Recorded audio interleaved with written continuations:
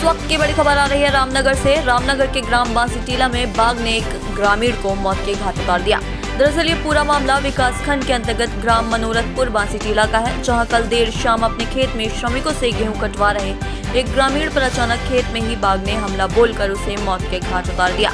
घटना के बाद जहां एक और मृतक के परिजनों में कोहराम मचा हुआ है, तो वहीं आबादी में बाघ की दस्तक को लेकर ग्रामीणों में दहशत का माहौल है। वहीं ग्रामीणों ने घटना के काफी देर बीत जाने के बाद भी मौके पर कोई भी जिम्मेदार अधिकारी के न पहुंचने पर नाराजगी जताते हुए शव खेत में रखकर विभाग के खिलाफ नाराजगी जताई।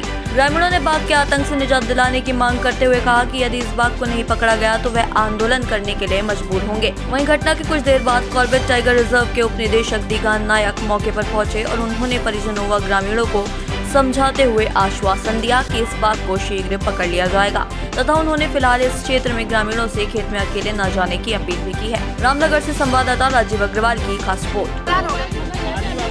अपनी जमीन जायदाद छोड़ दो।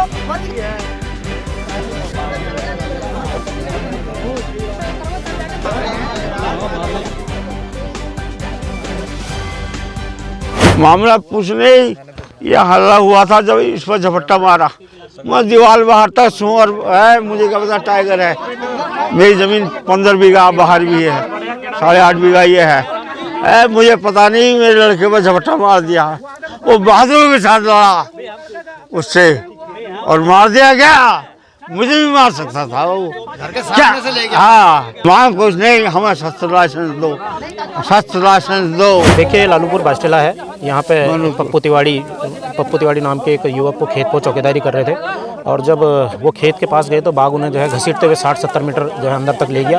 और जब गांव वालों का शोरगुल हुआ और मोबाइल में घंटी जब घर वालों ने घंटी बजाई मोबाइल की, तो उसके बाद बाघ यहाँ से भाग गया। और निश्चित रूप से 2 माह के बाद फिर जो है बाघ की दहशत यहाँ पर देखने को मिल रही है। आपने देखा होगा 7-8 लोगों को पहले भी बाघ ने निवाला बनाया, बहुत सारे धरने प्रदर्शन हुए, लेकिन प्रशासन फिर भी हाथ पर हाथ धरे हुए बैठा हुआ है आज भी। और अभी भी 1.5 घंटा बीत चुका है, उच्च अधिकारी यहाँ पर कोई भी आने को तैयार नहीं है, जिससे लोगों में बहुत ज़्यादा रोष है। और निश्चित रूप से यदि बाघों से हमारी सुरक्षा नहीं की जाएगी और जंगली जानवरों से हमारी सुरक्षा नहीं की जाएगी तो गांव वालों के साथ मिलकर एक बड़ा आंदोलन करने को हम विवश होंगे। और जिससे कि हम पहले भी हमने कहा था कि बाघों से हमें निजात दिलाई जाए, लेकिन अधिकारी उसके बाद से एक बाघ इन्होंने पकड़ा, बाघ पकड़ने के बाद से शांत हो गए। हम लोगों ने नहीं सोचा कि समझा कि वो बाघ पकड़ा गया है, लेकिन आज फिर देखने को मिला, 2 महीने के बाद पुनः देखने को मिला कि हमारे घरों के अंदर बाघ जो है घुसने को तैयार है। एक बिल्कुल इनका घर है, घर के बिल्कुल पास से बाघ जो है इनको लेके गया। निश्चित रूप से अगर इस बाघ को भी नहीं पकड़ा गया, मारा नहीं गया, तो हम जो है आंदोलन करने को विवश हैं। देखिए, आज एक बहुत बड़ा मुद्दा राजनीतिक पार्टी के पास है, कांग्रेस के पास भी, भारतीय जनता के पास भी, कि वन्य जीवों का आतंक बढ़ता जा रहा है। फसलों को हम जो है उनका मुआवजा बढ़ाएंगे, फसलों की रक्षा करेंगे, लेकिन वो ज्यों की त्यों धरातल पर कभी नहीं उतरती है। अब भी चुनाव हो जाएंगे, जीत के चले जाएंगे, सांसद महोदय यहाँ से जीत के चले जाएंगे, लगता है उसके बाद वो फिर यहाँ पलटेंगे या नहीं पलटेंगे, इसका कोई वो नहीं है। हम जो है अभी तक ये देखो आपके यहाँ पे चुनाव चल रहे हैं, लेकिन कोई राजनीतिक पार्टी का बड़ा व्यक्ति यहाँ पर कोई भी नहीं पहुँचा है यहाँ पे। देखिए, ये जो घटना घटी है ये घर के पीछे से घटी है, कोई फॉरेस्ट लैंड में नहीं हुआ है। और मेरी अपनी खेती भी है इसके पीछे, उसको भी यही देख रहे थे।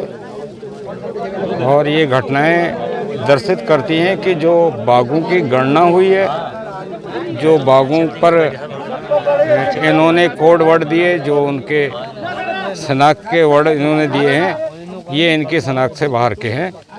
और जो ये पकड़े भी रहे हैं किसी बाघ को, तो ये खुद ही कंफर्म नहीं है कि ये बाघ वही है या कोई दूसरा है। एक बात तो ये है, क्योंकि जो गणना हुई है बाघ, इन्होंने गणना की है अपने कॉर्बेट के अंदर, ये कॉर्बेट से निकल के बाहर आ रहे हैं। अब बाहर आ रहे तो इनका कोई निशान नहीं है, कोई इनके ऊपर कोड वर्ड नहीं है, कोई भी इनकी पहचान शनाख्त नहीं है। अब ये किस बाघ को पकड़ के ले गए और कौन सा आदमखोर बाघ है, ये अभी शनाख्त नहीं कर पा रहे हैं। बड़ी गंभीरता से सोचना चाहिए। और लोग इस समय गेहूं कटाई का मौसम है, समय है, और भी चौकीदारियां हैं। अगर खेतों में काश्तकार नहीं जाएगा तो आप ये बताएं कि फिर क्या करेगा। वैसे ही उसकी फसल चौपट है, अब खेत में अपने खेत में जा रहा है और टाइगर उसको उठा के ले जा रहा है, तो ये गंभीर घटना है। देखिए ना, मानव और वन्यजीवों का संघर्ष जो है बहुत पुराना है। हम लोग भी जब घटना होती है तो 4 दिन बिल्कुल चौकस हो जाते हैं, फिर सब ढीले पड़ जाते हैं। अब जानवर कब आ जाएगा, किसको कितना नुकसान पहुंचा देगा, ये कोई नहीं जानता। और जहाँ तक विभाग की बात है, मैंने भी फील्ड डायरेक्टर से बात की है यहाँ पर पहुँचने के बाद, तो वो आ रही टीम उनकी और जो भी वैधानिक कार्रवाई है वो करेंगे। लेकिन ये तो हम लोगों को खुद ही अपनी सुरक्षा करनी पड़ेगी, सतर्क रहना पड़ेगा। आज घटना हुई है, 10-5 दिन हम सतर्क रहेंगे, फिर हम ढीले ढाले पड़ जाते हैं।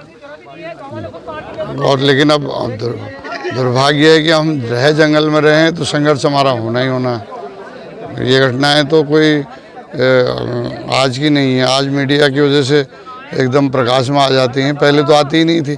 एक बार जमुना ग्वाड़ से कोई गार्ड जो है अपने साथ वाले से कह गया कि मैं कालागढ़ जा रहा हूँ, रेंजर साहब छुट्टी दे देंगे तो घर चले जाऊँगा, नहीं तो वापस आ जाऊँगा।